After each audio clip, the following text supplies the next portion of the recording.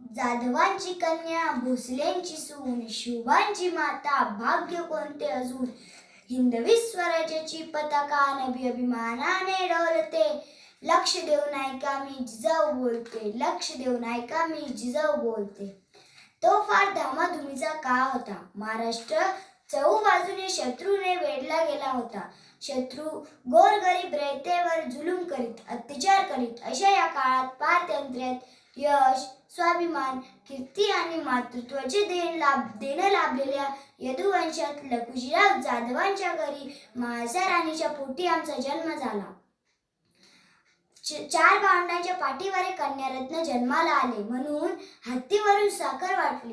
केवढे ते कौतुक हो.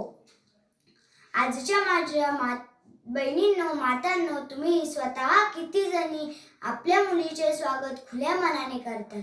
हत्तीवरून साखर वाटण्याचा काळ गेला हो, पण खुल्या मनाने मुलीचे स्वागत करणाऱ्या मातेही खूप कमी.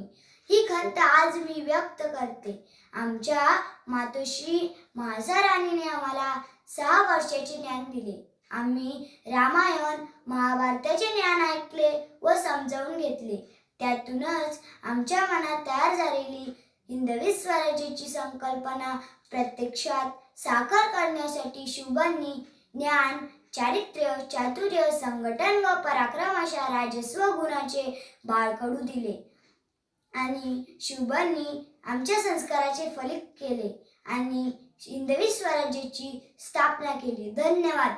जगातील प्रत्येक स्त्रीने आदर्श घ्यावा अशा राष्ट्रमाता, राजमाता जिजाऊ यांना मानाचा मुजरा, मानाचा मुजरा, मानाचा मुजरा.